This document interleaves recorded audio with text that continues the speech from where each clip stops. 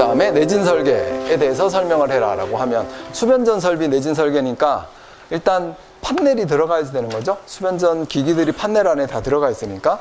그래서 판넬 그려놓고 우리가 기본적으로 내진 대책에 대한 거를 세우는 거예요. 그래서 지진력이 오면 이 판넬에서 이 판넬이 흔들리는데 이 중심으로부터 흔들리면 얘가 이렇게 넘어지려는 힘이 생기는 거잖아요.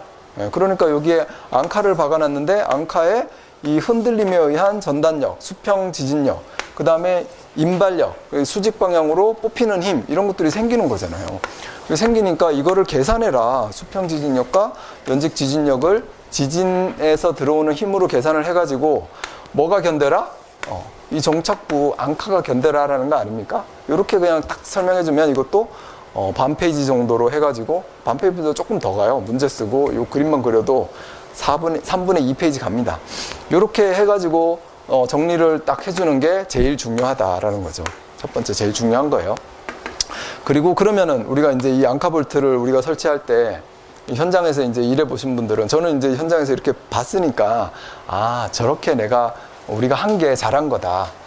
그래서 우리 작업 반장님이 저한테, 제가 어릴 때죠, 야 빨리 L형 앙카 언제까지 콘크리트 타설하기 전에 무조건 자재 가져와. 안 그러면 너 우리 힘들어 그러는 거지. 너 죽어 막 이러는데, 그죠? 우리 힘들어. 그래 뭐가 힘드냐, 나중에 뚫어가지고 하면 되지. 세트 앙카. 근데 그 작업 반장님이 참 대단해요. 세트 앙카로 하면 절대 안 된다. 이거 지금 L형 앙카 시켜가지고 여기에다가 박아놓고 콘크리트 치기 전에 여기 철근 있잖아요. 철근에다가 묶는 거죠. 이렇게 딱 묶어가지고 해놓고 이렇게 해놔야 된다. 그래서 이거 빨리 시켜라. 그리고 너 샵드로잉 빨리 해가지고 어디에다가 앙카 박아야 되는지 그 샵드로잉 그리라는 거죠. 그렇게 해서 딱 해가지고 이렇게 시공을 했거든요. 그때는 빨리 대충 하지 그냥 그런 생각이 들었는데, 지금 이제 기술사 공부하다 보면 정말 잘했다 이런 생각이 드는 거거든요. 그래서 그분은 무조건 L형 앙카 박을 수 있는데 다 박아야 된다. 이게 나중에 이게 드릴로 뚫어가지고 세트 앙카 하는 걸 되게 싫어해요. 근데 세트 앙카도 힘이 세긴 세거든요. 근데 그 세트 앙카는 이렇게 벌리는 힘으로 잡고 있는 거잖아요. 그거하고 여기에 철근하고 딱 묶어가지고 콘크리트 타설하는 거하고는 좀 차원이 다르죠. 그래서 이렇게 잘 시공해야 되고, 그러면 또 여기 L형 앙카에 뭐가 중요한 겁니까? 여기 전단력에 대해서 부러지지 말아야 되니까. 굵기, 그죠? 파이수.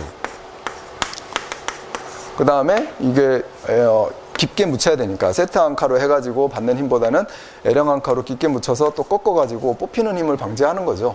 이런 것들에 대해서 대책을 세우는 게 내진 대책이다. 이렇게 보시면 됩니다. 이제 또 더 튼튼하게 하려면 여기 벽 근처에 있는 거는 벽하고 또 같이 연결을 해주는 이런 추가적인 대책을 세우면 되는 거죠. 자, 이게 이제 가장 중요한 거고요. 그 다음에는 이제 수변전 설비라고 했으니까 어떤 기기가 있어요? 발전기, 변압기 이런 거 있는 거잖아요. 이게 수변전 설비 그러면 발전기는 또 제외할 수도 있는데 그냥 넣어도 됩니다. 이 다 우리 수변전 설비고 전기실, 발전기실 안에 들어가는 거니까. 그래서 변압기면은 변압기를 판넬 안에 별도로 설치하잖아요. 판넬 잘 저렇게 설치하고 변압기도 별도로 설치하니까 변압기에 대해서 대책을 세우는 거죠. 특히 변압기, 발전기가 더 중요하긴 한데, 여기 방진 스프링이 있으면 이거 어떤 걸로 해야 된다? 내진 스토퍼 장치가 있는 걸로 해야 된다 라는 거고, 그 다음에 여기에 어떤 부스바로 이렇게 연결을 해놓으면은 지진에 의해서 이게 이 연결부가 탈락이 될 수 있으니까 연결부를 일단 튼튼하게 하는 거, 그 다음에 여기 부스바로 했을 때 약간 유격을 둘 수 있게 하는 거, 아니면 가능하면 플렉시블한 이런 편조선으로 하는 거, 이런 것들이 이제 대책이 되는 거죠. 저압측도 부스바로 할 거냐, 케이블로 할 거냐. 그러면은 내진에서는 케이블이 더 효과가 있는 겁니다. 부스바로 할 때는 저러한 대책들을 좀 세워야 된다. 부스바를 좀 꺾어가지고 하든가. 이렇게 해주시면 돼요. 자, 그 다음에 5번. 무효전력의 정의와 가부적신 문제점. 그래서 무효전력의 정의. 보면은, 교류회로의 무효전력이란 정의를 내리다라고 했으니까, 무효전력에는 일단 이 L과 C에 의해서 전류 이 전압과 전류의 위상차가 생기면 그 이제 역률이기도 한데, 그거에 일단 곱에 의해서 이 마이너스 있는 부분, 근데 L과 C가 있는 부분, 그게 이제 무효전력이 생기는 거죠. 그래서 유효전력과 무효전력이 있다. 유효전력 P, 무효전력 Q, 그리고 여기도 킬로와트, 유효전력 kVAR 뭐 이렇게 적어주는 것 자체가 이제 잘 하시는 거예요. 그리고 이 피상전력이 있다. 뭐 W라고 해도 되죠. 피상전력 W, kVA. 그럼 우리 기본 공식을 세우는 거잖아요. 유효전력, 일단 그냥 기본적인 피상전력은 VI인데, 그죠? VI인데 여기에 코사인 세타를 하면은 P고, 사인 세타를 하면 Q고, 이렇게 해서 기본적인 어떤 무효전력에 대한 크기에 대한 정의를 세우는 거죠. 그리고 여기에도 이런 파형 그려가지고 이 전력 곡선 그리면 되고요. 내가 이것까지 쓴다면 잘하는 거죠. 그래서 수식을 세우고 풀어나가면 결과식이 나오거든요. 근데 첫 번째 항, 두 번째 항이 있는데, 두 번째 항은 2오메가 t로 해서 변하잖아요. 이렇게 변화되는 게 있는 거고, 이때 이 평균을 갖는 전력이 뭐냐. 그래서 쭉 이 가운데, 딱 가운데 이 쭉, 이 뭡니까? 이 전력 곡선의 요 가운데가 평균 전력이 되는 거거든요. 변하지 않고 쭉 가는 거죠. 그래서 이 평균 전력이고, 얘가 이 전력곡 두 개가 이제 전력 곡선이 플러스 마이너스로 왔다 갔다 한다라는 겁니다. 이 상황에서 여기에서 지금 유효전력 부분과 무효전력 부분을 표현을 하는 거죠. 여기 무효전력이죠. 마이너스 쪽으로 내려간 거, VI에서. 그 다음에 그러면 마이너스 쪽으로 있고 플러스 쪽으로 있는데, 무효전력은 소비되지 않고 충전, 방전 하고 있는 거잖아요. L이든 C든 서로 충전, 방전 하고 있으니까 충전하고 방전하고 충전하고 방전하고 이런 것들을 이제 표현을 한 겁니다. 이런 표현들이 중요하다는 거죠. 우리 공부할 때. 그 다음에 과하 부족 시 문제점. 과할 경우 문제점, 부족할 경우 문제점. 무효전력이 과하다. 그러면 내가 소비되는 곳보다 더 많다. 그러면 충전 전류가 흐르고 있다. 이렇게 보면 되는 거죠. 그래서 전압보다 전류의 위상이 앞서는 것. 충전 전류. 과한 경우. 그러니까 이런 경우는 충전 전류가 흐르지 못하게끔 하는 거죠. 그러면 대책으로는 뭐가 생각이 나야 되는 거예요? 조상설비가 생각이 나야 된다는 거죠. 조상설비로 제어를 해줘야 되겠구나. 그래서 이 문제점과 대책에서 조상설비가 생각이 나면 됩니다. 그럼 문제점은 이제 과할 경우, 부족할 경우. 이거 이제 콘덴서 공부할 때 우리가 그리는 거잖아요. 근데 이 내용이 이제 똑같이 우리 가는 거죠. 그래서 과할 경우는 이제 전압이 상승한다. 맞죠? 이 충전 전류가 흐르니까. 그 다음에 전력 손실은 증가한다. 그리고 또 그림을, 이 수식을 이렇게 써놨는데, 이 수식보다는 그림을 그려가지고, 이제 이 지금 과할 경우다라고 했으면, 과할 경우에는, 여기 이제, 전류 I가 역률이 1일 때인데, 이게 과하면은 이 IC 전류가 흐르잖아요. 여기 IC 전류. IC 전류가 흐르면서 이 전류가 증가한다. 이 그림이 중요하다는 거죠. 그림 그려놓고, 요 수식은 살짝 가미해가지고, I 자승 R이 손실인데, 이것도 이런 선로를 그리는 게 훨씬 더 중요해요. 해가지고 R 자승 R이 손실인데, 이 그림에 의해서 충전 전류가 생기면 실제로 흐르는 전류가 더 증가한다. 이거를 표현을 해주면 되는 겁니다. 다시 전압 강화로 가서도 전압의 지금 상승을 얘기하는 거잖아요. 전압의 상승이 원래 유효전력이 그러니까 뭐라고 할까? 이게 지상으로 있을 때, 그 다음에 여기 역률이 1일 때가 있고, 이건 이제 충전 전류가 흐를 때잖아요. 충전 전류가 흐를 때 이렇게 전압이 이렇게 전압 강화가 이쪽으로 생겨가지고 보내는 곳의 전압보다 받는 곳의 전압이 더 높아지는 이런 문제점이 생긴다. 이런 것들을 벡터도로 그려가지고 우리가 설명을 해주면 되는 겁니다. 자, 네, 그 다음에 고조파 왜곡증. 네, 이거는 뭐 그냥 제가 교재에 있는 거 가서 따다 붙였어요. 그러니까 고조파 왜곡이다라는 게 이제 이 충전 전류가 흐르면 고조파 왜곡이 증대된다라는 거죠. 자, 그리고 회전기의 자기 여자 현상, 이런 것들이 이제 생기는 거고. 그럼 또 우리가 콘덴서에서 콘덴서를 설치했을 때 장점은 뭡니까? 우리 그 장점에 대한 항목을 보면 역률이 개선됐을 때 그거 보면은 우리가 뭐 여기 MOF가 있고, 그 다음에 뭐 변압기가 있고, 뭐 선로가 있고, 그 다음에 모선이 있고 부하로 가는데, 여기에서 내가 콘덴서를 설치했을 때 충전 전류를 잘 역률을 개선했을 때 장점은 첫 번째 변압기의 손실 감소, 그죠? 선로의 손실 감소, 이렇게 되는 거고, 여기 어떤 받는 곳에 어떤 전압이 개선된다라는 거고, 그 다음에 이 유효용량이 또 증대되죠. 유효용량 증대. 변압기의 유효용량, 선로의 이 허용 전류의 유효용량이 증대된다. 그러니까 남는다. 유효용량을 추가로 내가 붙일 수가 있다. 그 다음에 전력 요금이 감소된다. 이런 게 이 콘덴서를 설치했을 때 무효 전력을 보상해 줬을 때, 이랬을 때 이제 장점이잖아요. 설치하는 이유인 거고. 얘가 생각이 났으면 얘 가지고 쓰시면 되는 거예요. 그래서 손실이 저감된다. 전압 강화가, 그러니까 이게 지금 과할 경우에 손실이 오히려 증가한다. 전압이 오히려 상승한다. 그죠? 요금 여기 안 썼지만 요금이 증가된다. 써줘도 되죠. 그 다음에 유효 용량의 공급이 부족해진다. 뭐 이렇게 해서 써주시면 된다는 겁니다. 자, 꼭 이게 다가 답이 아니다라는 걸 얘기를 해주는 거고, 이런 그림 그려서 설명하셔도 되고, 하나의 항목에 포인트적인 그림을 그려가지고 설명하면 됩니다. 10점짜리로 하기에 이래도 많은 거죠. 자, 그 다음에 부족할 경우는 이제 이 지상 전류가 흐르는 거잖아요. 그거에 의한 전압 강화, 이렇게 보는 거고요. 이제 안 흐를 때보다, 그죠? 안 흐를 때를 보면, 그러니까 무효 전력이 부족하지 않고 과하지도 않고 딱 맞춰서 갈 때는 이 전류가 이렇게 흐르는 거잖아요. 딱 이 전압의 위상에 맞춰서. 그러면은 여기에서는 IR, 그죠? IX 이렇게 갈 거 아닙니까? IX 거의 비슷한 길이로. 그러면 이러한 이제 전압 ES, ER이 될 거고, 이렇게 무효 전력이 부족할 경우에는 지상 전류가 흐르면서 요만큼의 전압 강화가 생길 거고, 그럼 뭐가 크냐라는 거죠.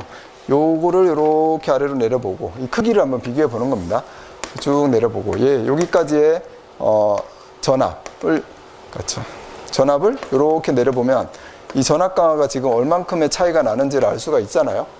이런 것들을 표현을 해가지고 무효 전력이 부족할 경우 전압 강화가 많이 생긴다. 이런 것들을 우리가 표현을 해주시면 됩니다. 그 다음에 전력 손실도 또 증가하는 거죠. 요금도 증가하게 되는 거고, 여기 유효 용량도 또 감소가 되는 거고.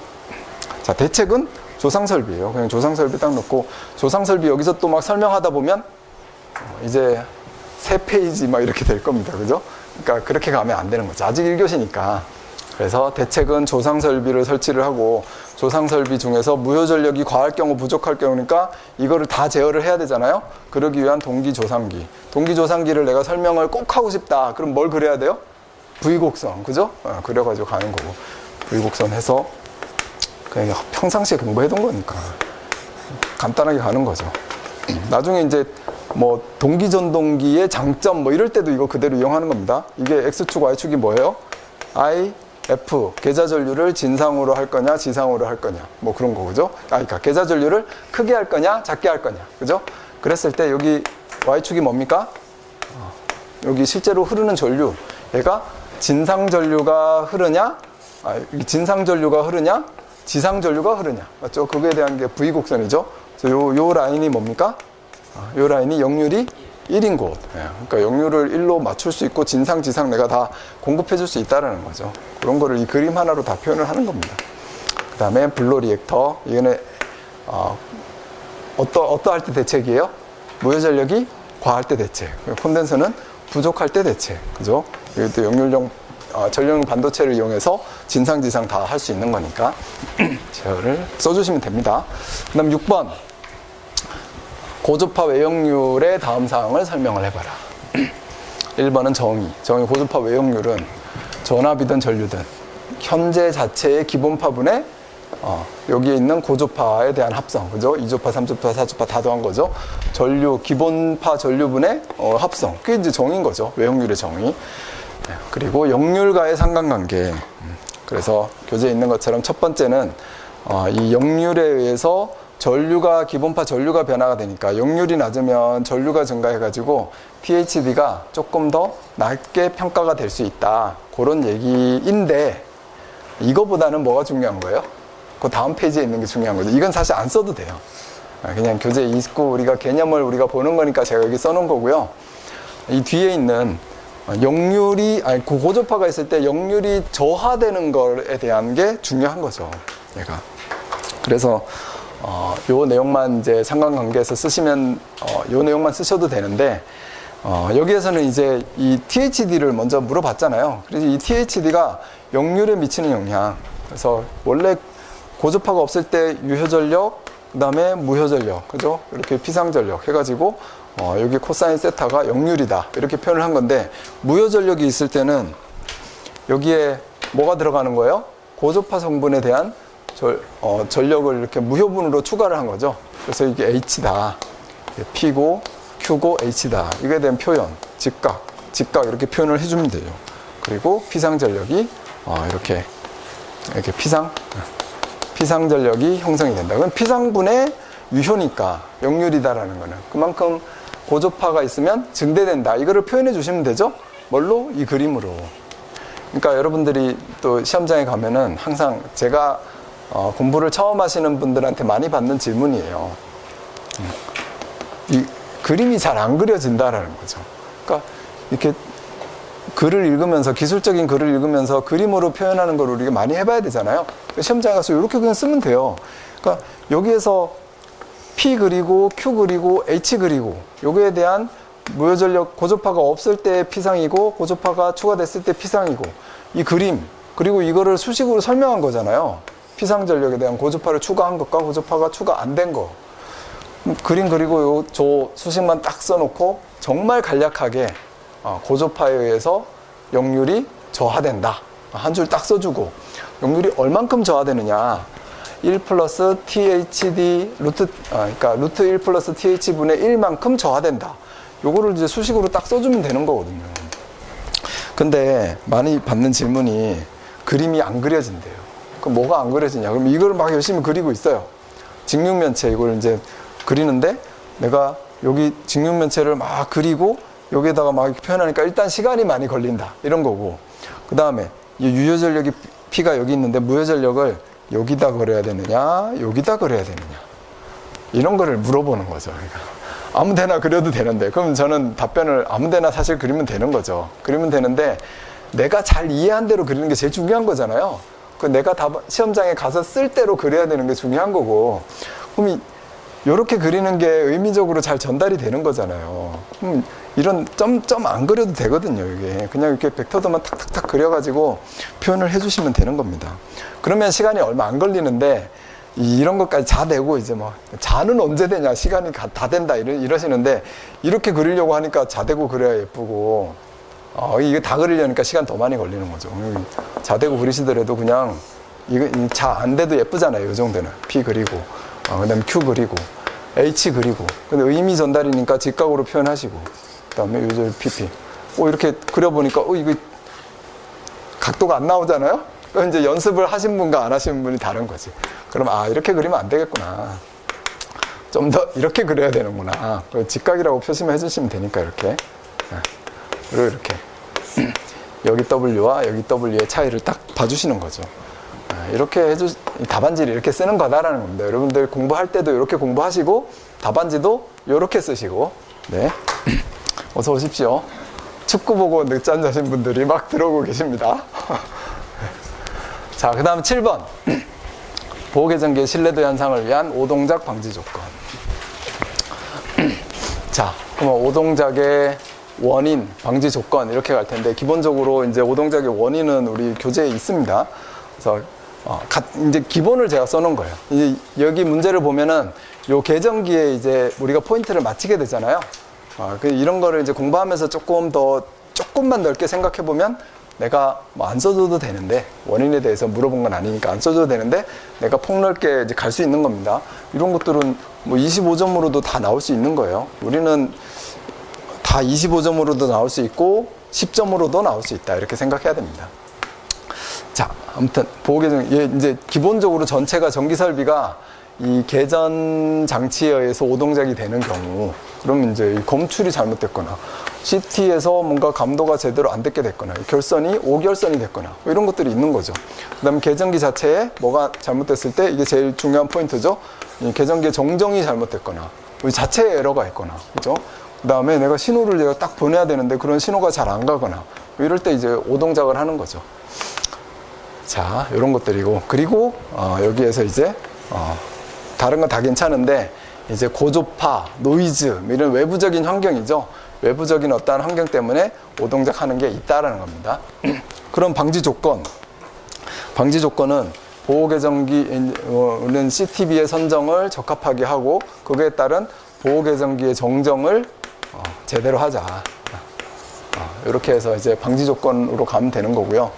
그 다음에 이 계정기가 어떠한 계정기가 더 좋은 계정기예요? 디지털 계정기가 좋은 계정기죠. 그래서 아날로그 계정기보다 디지털 계정기로 하면은 얘가 신뢰성이 증가한다. 이런 거 항상 공부하는 거니까.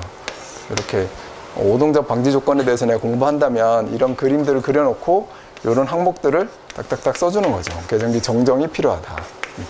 정정에 주의를 해야 된다. 잘 해야 된다. 디지털 계정기로 가야 된다.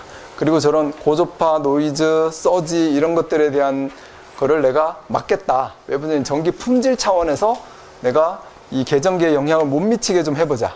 그러면 이제 여기에 들어가면 되죠.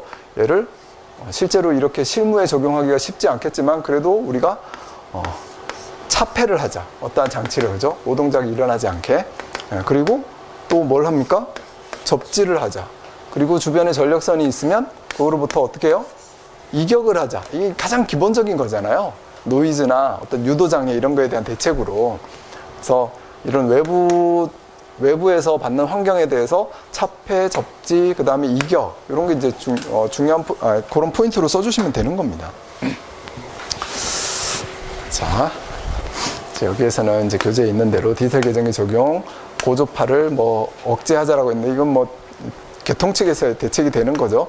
그 다음에 노이즈에 대한 대책 수립하고 서지, 그리고 여기 혹시 서지가 들어오면 이 디지털 계정기는 신뢰성은 좋은데 뭐에는 약한 거예요? 서지에는 약한 거잖아요. 그렇다고 다시 아날로그 계정기로 갈 수는 없잖아요. 지금 신뢰성 얘기하고 있는 거니까. 그래서 서지에 대한 대책을 세우자라는 거죠. 대책은 개통 측에서는 뭐 LASA 이런 걸로 하지만 이 계정기 자체에도 뭐 제너다이오드 이런 걸 써가지고 서지에 대한 대책을 세우는 거고, 그 다음에 이렇게 통신선을 타고 들어오는 서지가 있다면 그런 것도 대책을 좀 세우는 게 좋죠. 어떤 이 트위스터 페어 케이블 또는 광 케이블, 그죠? 이런 것들에 대한 대책을 세우면 되는 겁니다. 그리고 얘네들도 어떤 차폐를 할 수 있는 시스템이 있으면 배관 이런 걸 써가지고 배관이나 덕트를 써서 차폐를 시키면, 또는 이 실드 케이블, 그죠? 실드 케이블을 써서 차폐를 시키면 또 좋은 겁니다. 그러니까 쓸 게 많은 거죠. 그림을 그려놓고 뭔가 생각해보면 써야 되는 항목이 많다라는 것을 우리가 알게 됩니다. 결국에는. 그러니까 이렇게 공부하면 공부할 양을 줄이고 잘 쓰고 우리가 올 수 있는 거죠. 이게 시험장에서 이런 게 떠오르게끔 하는 거. 그게 이제 공부다 이렇게 보시면 됩니다.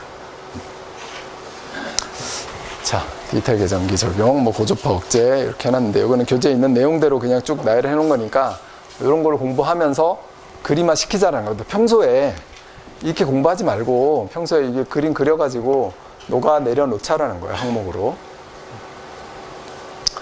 자, 넘어가고요. 그 다음에 8번 뭡니까? 전력 손실률. 그 다음에 전압이 변화했을 때 손실이 어떻게 되는지를 알면 거리 어떻게 되는지 알 수 있다는 거죠. 이런 이제 그림 하나 그려주시고, 전력 손실률은 제가 손실률 아까도 얘기했지만 이 손실률이 과연 뭐분의 뭘까? 전력 손실은 알겠는데 R-R 이게 이제 선로에서 발생하는 손실이잖아요. 알겠는데 이게 율이라고 나와가지고 저는 사실 한참 생각했거든요. 도대체 분모가 뭐지? 그러면서 이게 책에서 딱 정의 내려놓고 내가 보질 않았으니까 그런 겁니다. 근데 송전 전력이겠다라고 대충 때려봤는데 하여튼 맞았어요. 그래서 전력 손실분의 송전 전력분의 전력 손실이다. 발생하는 전력 손실이다. 그게 율이다라는 거니까 그냥 수식만 세워놓으면 끝나는 거고요. 그 다음에 전력 손실이 여기 있는 그림처럼 이제 세 가닥이 가면 그냥 3자는 안 써도 됩니다. 사실은 3자를 안 쓰면 다 단상으로 다 얘기를 해야 되겠죠. 여기에서는 3상으로 가주는 게 좋고, 여기 밑에 전력 손실에 대해서 할 때는 그냥 전력 손실 한 가닥당 하면 R자승 R로 하시면 돼요. 근데 우리가 이제 전력 전송의 개념에서는 항상 우리가 3상 3선식으로 154, 345, 765 가는 거잖아요. 그래서 기본적인 개념으로 3이 들어간 거고. 그러면 이 전류 R에 대한 거, 그래서 전력이 있고 그다음에 루트 3 V 코사인 세타가 들어가는 거고요. 그 다음에 이 R을 이제 로 A분의 L로 갈라놔야죠. 왜냐하면 거리까지 우리가 봐야 되니까. 그래서 로 A분의 L로 갈라놓고 이게 최종 수식이에요. 그러면 전압이 변화한 거를 보면 되는 거죠. 그러니까 뭐부터 쓸까요? 뭐 3.3, 6.6 이렇게 쓰셔도 되고, 뭐 6.6, 3.3 이렇게 쓰셔도 돼요.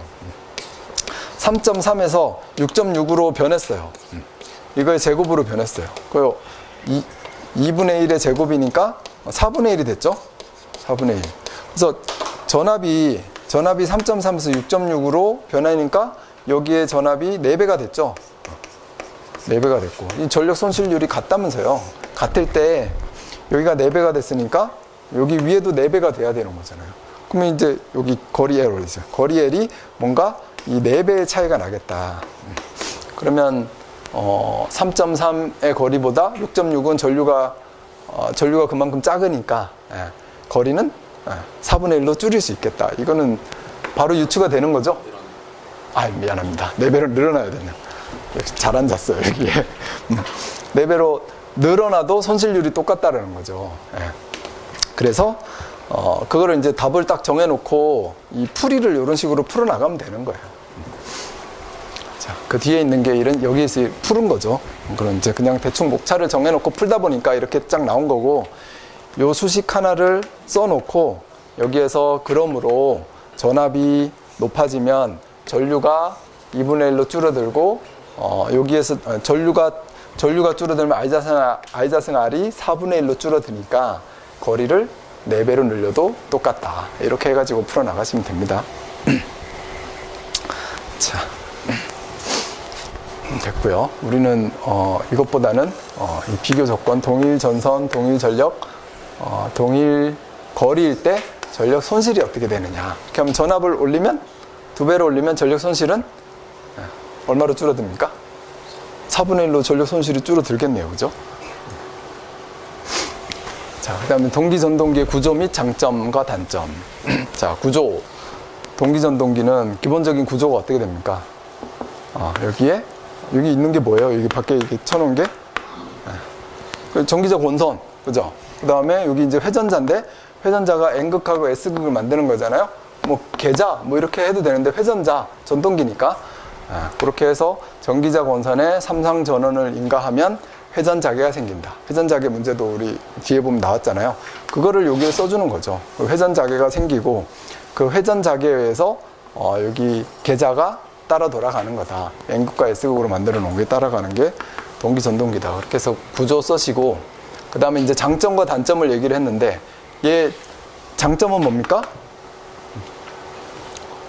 일단 유도전동기하고 이렇게 얘기를 해보면, 일단 뭐 직류전동기랑 얘기를 해보면 그냥 삼상 교류전원으로 회전자계를 얻어서 뭔가 전동기, 쉽게 회전하는 전동기를 만들 수 있다. 유도전동기랑 비교를 하면은, 유도전동기는 뭐라고 할까? 유도전동기랑 비교를 하면은 여기 이제 V곡선 생각하면서 얘는 역률이 좋아요, 나빠요? 역률 좋죠. 역률이 좋고 효율이 좋고 뭐 그렇다. 이런 것들 우리가 쓸 수가 있는 겁니다. 그리고 단점이다라고 하면, 그러니까 장점과 단점을 적으라고 했잖아요. 단점이다라고 하면 스스로 회전하지 못한다. 이런 게 장점이고, 다시 회전해서 장점은 동기 속도로 돌아간다. 장점으로, 그냥 기본적인 특징인데 장점으로 쓸 수 있겠죠. 다시 단점으로 와서 이 회전을 못하니까 별도로 이제 이 회전하는 장치를 우리가 설치를 해줘야지 된다. 그리고 구조적으로 유도전동기보다 어때요? 복잡하죠? 왜 복잡합니까? 계자에 공급하는 직류 전원을 공급해야 되니까. 직류 전원 공급하려면 또 뭐가 있어야 돼요? 돌아가는 곳에 공급을 하려면 그렇죠. 뭐 슬림링, 그 정류자 이런 게 있어야 되잖아요. 브러쉬도 있어야 되고. 그런 곳에서 이제 구조가 복잡하고 그 다음에 비싸지고 이렇게 되는 거죠. 고장이 조금 더 그런 곳에서 생길 수가 있는 거고. 자, 뒤에 또 읽다 보니까 여기 공극의 차이, 요게 조금 더 유도전동기보다 더 크게 들 수 있다라는 거죠. 그러니까 여기에 의한 고장률은 좀 적다. 그럼 유도전동기는 저게 가까이 붙어야 된다는 거잖아요. 그 이유는 유도해야 되니까. 그래서 1차 측에서 들어오는 어떤 전력을 2차 측으로 유도시켜가지고 전류 흐르게끔 하는 거니까 걔는 멀리 떨어지면 효율이 엄청 떨어질 거예요. 근데 동기전동기는 그렇지 않다라는 거죠. 이것만 보시면 됩니다. 자, 그래서 넘어가고요, 얘도. 그 다음에 10번. 뭐 잘하면은 끝내고 쉬어도 될 것 같은데요. 자, 눈부심 평가 방법. 그래서 평가 방법이어서 힘들었는데, 기본적으로 눈부심을 일으키는 원인, 우리 공부해야 될 게 눈부심이니까, 이렇게 이 그림 하나 그려놓고 눈부심을 기본적으로 다 표현을 할 수가 있죠. 가장 중요한 원인이 내가 내 시선에 고희도 광원이 들어올 때, 이때 이제 가장 눈부심이 발생한다라는 거고요. 그래서 그냥 들어오면 어떤 각막 형상, 시력 저하 이런 거 생기는 거고, 이거 감는 글레오죠. 그 다음에 내가 눈을 위로 살짝 들어가지고 이 고희도 광원을 직접 봤어요. 그러면 이제 직시 글레어가 생기는 거죠.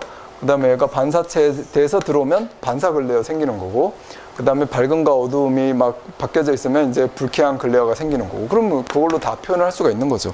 그리고 고희도 광원이라는 게 표면의 휘도가 높을 때죠. 휘도가 높을 때 내가 이제 눈부심의 현상이 생긴다. 이렇게 보시면 되는 거고, 이거를 이제 평가하는 방법, 눈부심을 평가하는 방법이 VCP, GL, GI 이렇게 이제 내가 떠올릴 수 있으면 좋고, VCP나 GL이나 GI는 그냥 간단하게, VCP나 GL은 간단하게 갔던 거잖아요. 저희가 이제 북미, 그 다음에 여기가 국제조명학회, 그 다음에 GI법이 이제 영국조명학회인데, 제가 인터넷 보니까 이 VCP법하고 GL법도 어떠한 수식은 있더라고요. 평가하는 방법에서 어떤 수식이 전개가 있어요. 근데 이렇게 쳐다봐도 그냥 뭔가 합리적으로 딱 이해할 수 있는 그런 수식이 아니에요. 그래서 지금 굳이 여기다 적어가지고 공부할 필요는 없겠다 싶은 생각이 들었고, 우리는 그냥 이렇게 책에 있는 대로 잘 모르지만, 그죠? 잘 모르지만 이런 수식이 하나 있었는데, 이것도 지금 인터넷 보니까 이렇게 되어 있는 수식이 있더라고요. 근데 여기는 10이고 여기는 100이고 이것도 다르고 한데 의미는 전달 못 하겠습니다. 근데 우리가 눈부심을 평가하는 방법에서 상당히 뭐라고 할까요? 이제 주관적으로 평가를 하고 있다라는 거고, 여기도 GI법도 주관적으로 평가한 거를 수치화 시킨 거잖아요. 그래서 느끼기 시작하고 이제 뭔가 신경을 쓰게 되고 불쾌해지고, 그 다음에 이제 참을 수 없는 상황이 된다라는 거죠. 자, 그래서 이건 우리 충분히 생각할 수 있다. 스틸 파이프로, 그죠? 스틸 파이프 밴딩을 하면서, 밴딩 10은 없긴 하지만 10을 시키면 잘할 거고, 한 손으로 딱 밴딩을 할 겁니다. 16은 이제 조금 힘들게 할 거고, 그죠? 그러니까 이제 신경이 상당히 쓰이겠죠. 22mm 밴딩 해라. 그러면은 이제 불쾌감을 느끼죠. 잘 안 되거든요. 힘들거든요. 28mm를 밴딩을 하라고 하면은 집에 간다. 던져버린다. 그러니까 어떻게 해야 됩니까? 우리 현장에서는 28mm 밴딩 시키면 돼요? 안 돼요? 안 되죠. 그럼 어떻게 해야 돼요? 노멀 밴드를 사줘야죠. 그죠? 자, 지금 뭔 소리 하고 있어? 이런 분들이 계실 것 같은데. 암기법에 대해서 봤습니다. 왜냐면 저는 암기를 하려고 공부를 예전에 했었거든요. 그렇게. 시험에 한 번도 안 나왔지만 이번에 나왔습니다. 그 다음에 11번. 수중 조명. 이거는 여러분들이 그냥 한번 보는 걸로. 일단 시험에 나온다라고 하면 수중 조명인데 뭔가 이렇게 욕조라고 하니까 좀 그러네. 여기에 수영장이 있다. 또는 어떤 수조가 있다. 수조에는 사람은 안 들어가는데 물고기만 들어가니까 그것도 수중 조명이 맞긴 맞습니다. 그리고 수영장이 있고 욕조가 있고, 이럴 때 여기에 어떤 내부에 조명을 설치를 한다면 어떻게 할 거냐라는 거잖아요.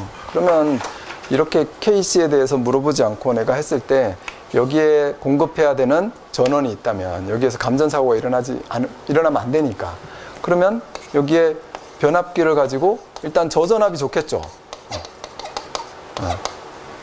저전압으로 해야 된다라는 거고, 저전압이 몇 볼트인지는 이게 150볼트 기준이 있는지 300볼트 기준인 건지 그런 거는 이제 기준을 봐가지고 내가 생각해내야 되는 건데, 일단 저전압이다 이렇게 보시고, 여기 기준을 보니까 150볼트 이하면 좋겠다 이렇게 나오네요. 이 변압기는 어떤 변압기? 절연 변압기. 절연 변압기를 쓰고, 절연 변압기를 쓰면서 내가 한 줄 넣어줘야 되는 거는 여기에 대지에 접지하지 않는다. 어떤 계통을 가라는 겁니까? 접지 계통으로 보면 IT 계통으로 가라는 거죠. 여기서 이제 공급하는 거니까 이렇게 IT 계통으로 해야지 감전 보호가 되는 거니까. 그래서 기본적으로 그렇게 얘기를 해주는 게 가장 좋다라는 거고, 여기에 차단기를 설치를 하면은 ELB를 설치를 해가지고 누전이 생겼을 때 빠르게 차단할 수 있는 대책 세워줘야 되는 거죠. 또 추가적으로 이런 게 다 감전보호에 대한 거잖아요. 감전보호하고 그 다음에 그냥 기술 기준적인 거를 그냥 기기를 생각해 보면 기술 기준적이나 설치 기준 뭐 이런 거 생각해 보면 이런 것 어떤 변압기나 기기들이 있으면 이런 내전압 성능이 있어야 되는 거잖아요. 고장나면 안 되니까. 그리고 이런 게 기구를 잘 설치해 가지고 접지를 해야 될 테고 접지, 그죠? 이건 안전을 위한 접지니까. 그리고 이 기구 수중에 들어가야 된다면 이게 방수 등급이 있어야 되겠죠? RP 등급을 높여 가지고 방수에 대한 성능을 높여야 될 테고, 이렇게 우리가 공부를 해나가는 거죠. 이런 그림을 그려놓고 전압은 150V 이하로 해야 된다. 절연 변압기 써야 된다. 그 다음에 당연히 접지를 이 개통 접지는 하지 않고 IT 개통으로 가야 된다. 그 다음에 내가 사람이 접촉할 수 있는 이런 기기들은 반드시 접지를 해야 된다. 이런 것도 쓰는 거죠. 선로에서도 절연에 대한 대책이 중요한 거죠. 누전이 생기면 안 되는 거니까. 그러려면 여기에서 뭐 접속 그런 걸 하면 안 된다. 이런 내용들을 우리가 보면서 여기다가 그려놓으면 되는 겁니다. 그리고 이거를 뭐 이렇게 공부할 수는 없다는 거죠. 그래서 보지도 말라고 제가 조그만한 그림으로 해놓은 겁니다. 꼭 보고 싶으면 안경을 쓰시고 이런 노란 것만 살짝 봐줘라. 전선이 접속이 없고. 그 다음에 용기, 왜 시험에 낸 거예요 도대체. 방청을 해야 된다. 뭐 당연한 얘기이긴 한데, 그 다음에 절연 내력 측정해야 되고, 그 다음에 와트수 표기하라. 이런 거는 좀 우리가 적을 필요가 없는 거죠. 공부를 할 때.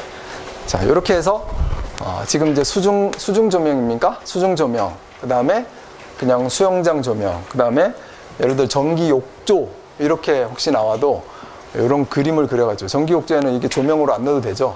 여기에서 어떤 물을 수압을 주는 그런 장치들이 있으면 이런 안전 대책을 세우면 좋겠다라는 겁니다. 이렇게 하시면 되고, 그 다음에 12번 풍력 발전 시스템. 시간 괜찮죠? 자, 풍력 발전 시스템에 대하여 설명을 해라. 이제 주속비. 주속비는 뭡니까? 여기 출력계수와 주속비. 출력계수는 뭐예요? CP 뭐 이렇게 공부했던 거고. 요게 이론 출력과 실제 블레이드에서 뽑아내는 출력. 이게 최대로 낼 수 있는 게 이론적으로 몇 프로라고 했습니까? 59%죠. 59.3% 뭐 이렇게 얘기를 합니다. 그게 이제 최대로 뽑아낼 수 있는, 그건 최대 출력인 거고, 실제 출력을 넣으면은 또 그 실제의 현재 출력 계수를 우리가 계산할 수 있다는 겁니다. 자, 이렇게 나와 있는 거를 개념을 받고, 주속비는 여기에서 주속비는 얘가 회전하는 주속비는 팁 스피드 레이쇼잖아요. 그래서 요 날개 끝에서 돌아가는 이 속도 V하고 여기 풍속이죠.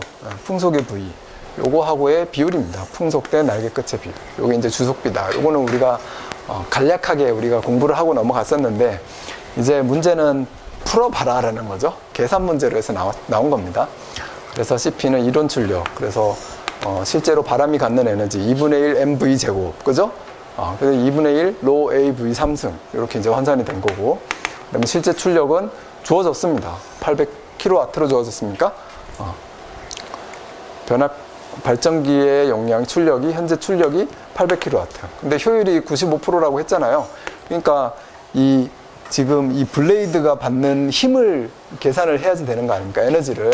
그러니까 효율이 주어지면 효율을 나눠 가지고 지금 블레이드가 이만큼의 출력을 내고 있다. 이거에 대한 비율입니다. 그냥 이게 출력 계수인 거고. 그러니까 현재의 출력 계수를 계산을 한 거죠. 그리고 이게 최대가 59.3%다. 이것도 우리가 기억을 해 두셔야 됩니다. 그 다음에 주속비. 주속비는 여기 팁 스피드를 구해가지고 실제 바람의 속도하고의 비율이 주속비입니다. 그러면 이제 이 팁 스피드와 어떤 바람의 관계를 그냥 넣으면 되는 거죠. 16m/s 주어진 거잖아요. 그리고 50 RPM이라고 주어졌죠. 그러니까 이제 우리가 초당으로 바꿔주면 되는 겁니다. 초당으로 바꾸고, 그 다음에 지름이 주어졌으니까 반지름으로 해서 반지름으로 해서 뭘 넣은 거예요? 2파이 F 그 다음에 여기 R 해가지고 여기 이제 날개 끝에서 돌아가는 이 스피드를 구한 거죠. 그럼 이제 4.91이 나오더라고요. 이건 이제 계산을 해주시면 됩니다. 자, 요거는 우리가 이 문제는 그냥 여기서 일회성으로 끝나지 말고 내가 계산할 수 있게 좀 공부를 해두고 그러면 똑같은 문제는 안 나올 거잖아요.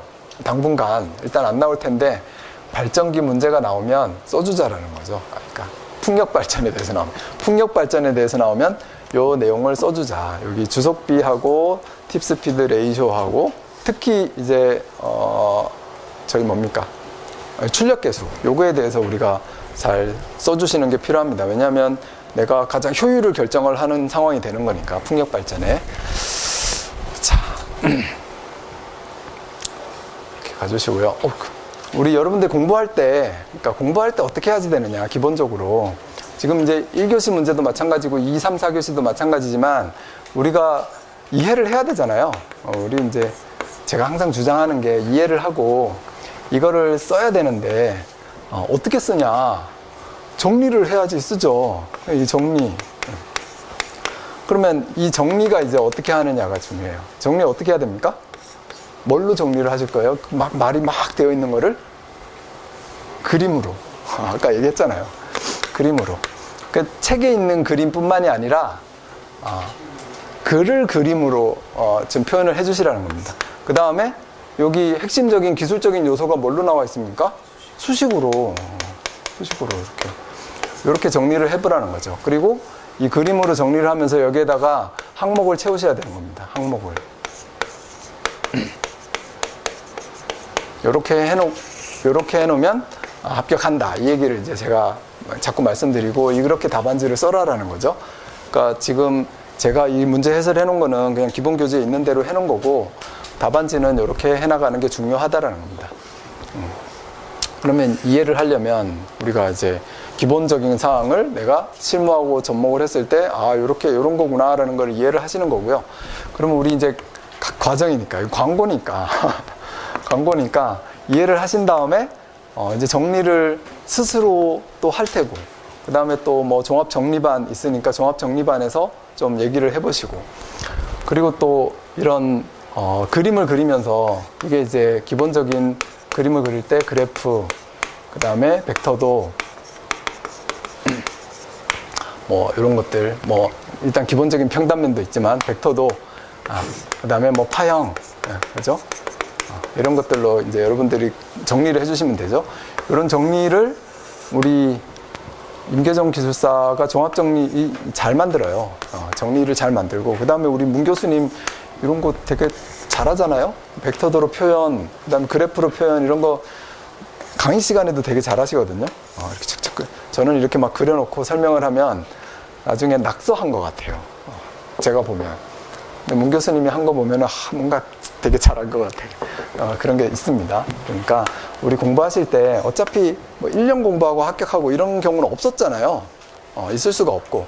그러니까 잘 이해를 하시고 또 어떤 반에 가셔가지고 이 항목들을 잘 한번 챙겨보세요. 그러면서 이제 합격을 하면 되는 겁니다. 우리가. 이거 사실 제가 길게 하고 싶은데 잠깐 쉬었다가 다시 하면서 좀 길게 했어야 되는데 여러분들이 지금 지치는 것 같아요. 제가 빨리 끝낼 건데 이런 과정들이 잘 있으니까 그 다음에 실전 모의고사 같은 경우에 여러분들이 가장 시험 보는 게 기억에 가장 많이 남는다라고 했잖아요. 근데 기회가 1년에 3번이잖아요. 근데 모의고사 가시면 매주 기회가 주어집니다. 매주 내가 스트레스를 확 받는 기회가. 근데 시험만 보셔도 한 번 시험 보면 31문제 시험 보잖아요. 그리고 1년이면 93문제 시험 보는 거잖아요. 이게 기억이 엄청 잘 남거든요. 제가 아까 역률 계산, 이게 고조파에 대한 역률 요거 할 때 그냥 쑥 넘어가긴 했는데 제가 그거 기억에 확 남거든요. 왜 기억에 확 남냐? 제가 시험 볼 때 그게 나왔으니까. 제가 합격을 103회 했는데 그거 아마 103회에 나온 문제입니다. 근데 이게 10년이 지났거든요. 10년이 지났는데도 너무 생생해요. 왜냐하면 그때 충격을 받았기 때문에. 그러니까 이 기억 속의 충격은 엄청나게 오래 간다는 겁니다. 그리고 이제 분명히 책에서 봤는데 그림을 그려가지고 수식을 가지고 설명을 해야 되는데 역률을. 고조파가 있을 때 역률의 변화가 한번 보시면은 아까 어떻게 되어 있습니까? 루트에 1 플러스 THD의 뭐 I의 제곱에 분의 1의 실제 역률. 고조파가 없을 때 역률. 그죠? 이렇게 고조파 있을 때 역률로 이렇게 더 역률이 저하된다라는 걸 나타내는 거잖아요. 근데 이 수식을 제대로 못 쓰고 나왔거든요, 제가. 막 가물가물해서. 그러고 나와서 보니까는, 아씨, 틀렸네. 수식을. 제가 이걸 안 썼거든요. 그래, 틀렸네. 그랬는데 합격은 했어요. 그런 게 이제 인상에 팍 남으니까, 잘 공부가 되는 거죠. 그리고 이제 또 다른 책을 보니까, 이게 이제 인상에 팍 남으니까 내 기억 속에 빡 박혔는데, 다른 책을 보면 또 1 플러스 THD, 우리 뭡니까? 저기 IEEE에 보면 THD V의 제곱, 그 다음에 여기 루트에 1 플러스 THD I의 제곱, 이렇게 나오잖아요. 분의 1 코사인 세타. 이런 수식을 딱 봐도 이제 기억에 너무 각인이 되어 있으니까, 여기에 그러면, 이게 V가 붙은 것도 있네? 이런 것도 이제 딱 보자마자 의문이 확 드는 거고. 그러면 우리는 왜 I만 가지고 이렇게 나타낼까? 그럼 이제 생각을 하는 거죠. 그래서 THD가, 전류 THD는 실제로 고주파가 형성이 많이 있는 곳에 가서 측정을 하면 전류 THD가 엄청 안 좋거든요. 실제로 가서 측정을 해보시면 전류가 막 이렇게 되는 데가 많아요. 요즘 전자제품도 많이 쓰고 하니까. 이게 전류 THD가 안 좋잖아요. 근데 아무리 전류가 이렇게 흘러도 전압을 THD로 품질 분석기로 측정해보면 전압은 그냥 이렇게 살짝 구부러집니다. 이러면서 측정이 돼요. 그 전압 THD는 낮잖아요. 이러니까 이거 완전히 파형 차이가 지금 엄청 나는 거 아닙니까? 그래서 이 전류 THD가 많아도 전압 THD는 그렇게 많이 형성이 되지 않아요. 그러니까 이거 생략해도 된다라는 거죠. 생략. 수식적으로는 역률을 계산할 때 특히 그런 의미로 이제 받아들이면 되는 겁니다. 자, 그래서 뭐냐, 이렇게 기억이 이제 시험을 제대로 잘 보다 보면 확실하게 기억이 된다. 충격요법을 써야 된다. 여러분들 기억 속에 오래 남으려면 충격을 받아야 됩니다. 그럼 어떻게 충격을 받으면 되냐? 첫 번째는 아까 지금 광고를 하기 위해서는 모의고사반에 가야 된다는 얘기를 하는 거고, 그 평상시에 내가 기본반에 있든 심화반에 있든 이런 충격요법을 쓰려면 가장 좋은 게, 내가 이걸 읽으면서 이게 그죠? 동수가 옆에서 저한테 가르쳐 달라고 하는데 뭐라고 질문을 했는데 내가 몰라. 이게 충격이지 않습니까? 모르겠는데 이러면서 공부하라는 겁니다. 내가 공부해서 알려줄게 이러고 내가 이제 공부해서 불러다 놓고 이제 알려주고 이러면서 공부하면 그게 기억 속에 남잖아요. 그리고 그림 그리면서 항목을 정리해보고 이런 게 이제 기억 속에 남는 거고, 여러분들이 기억 속에 좀 남게끔 공부를 하셔야 됩니다. 자, 그리고 이제 마지막. 이 마지막. 이걸 보면서 제가 그냥 얼핏 드는 생각이, 이제 여러분들이 이제 학원에 많이 와주셔가지고, 이제 생태계를 구축해야 되겠다. 그래서 애플 생태계 얘기하고, 그 다음에 우리 삼성 생태계 얘기하잖아요. 이제 이제 건축 전기에서는 이 좋은 씨앗 생태계를 만들어야겠다. 이게 만들어진 것 같아요. 예전에는 이게 과정이 이거밖에 없었으니까. 그 다음에 이제 문 교수님 하면서 이렇게밖에 없었는데, 이제 생태계가 좀 만들어지지 않았나. 여기에 딱, 오셔가지고 반복하시다 보면, 정말 좋은 결과가 생길 수 있게끔 우리가 노력을 하고 있습니다. 자, 그리고 이렇게 보면 이제 또 이 전기 소방 기술사계의 생태계를 또 만들어야 되겠다. 이런 생각이 들었습니다. 자, 일단 많이 와주셔서 감사하고요. 광고를 끝내겠습니다. 자, 그 다음에 13번은 그냥 뭐 보실 필요도 없어요. 그죠? 배치할 때 우리 배치 계획서, 내가 양식이 있어요. 쭉 써가지고 발주처에서 확인. 그 다음에 예정 공정표, 언제까지 배치할 건지 나오는데 그거 증빙하라는 거죠. 그 다음에 공사비 얼마 그거 써야 되잖아요. 그래서 우리 감리 PQ 내 실적도 쌓아야 되잖아요. 증빙하라는 거죠. 그 다음에 공사계약서 진짜인지 아닌지 감리 이거 증빙하라는 거고, 너가 취직하고 있느냐 증빙하라는 거고, 나머지 다 증빙입니다. 그 다음에 시설물 현장 간 거리 도면 제출하는 건데, 이건 통합감리를 하는 경우에, 그럼 통합감리는 뭡니까? A 현장이 있고 B 현장이 있어요. 시공사가 달라요. 그리고 거리도 멀리 떨어져 있어요. 이거를 감리가 동시에 공사하고 있습니다. 발주처는 감리사를 하나로 해가지고 A공사도 계약하고 B공사도 감리해라 이렇게 계약을 할 수가 있습니다. 몇 킬로 이내일 때? 30km 이내일 때 이렇게 할 수 있거든요. 그럴 때 이 두 개 현장이면 반드시 이거를 제출하라는 겁니다. 그 30km 이상이면 안 받아줘요. 그래서 제가 투입했던 감리 현장에 이렇게 사실 3개였어, 3개. C 3개. 현장이 3개였습니다. 이 길이가 30km가 넘었어요. 그래서 발주처에서는 원래 감리비를 더 줘야 됩니다. 근데 이게 지금은 이제 전기 감리가 별도 발주하는 법이 생겼잖아요. 이제 별도 발주하니까 이제 이렇게 확실하게 돈 받고 해야 됩니다. 근데 이제 제가 할 때는 토목, 건축, 기계, 감리, 전기 이렇게 다 통합 발주거든요.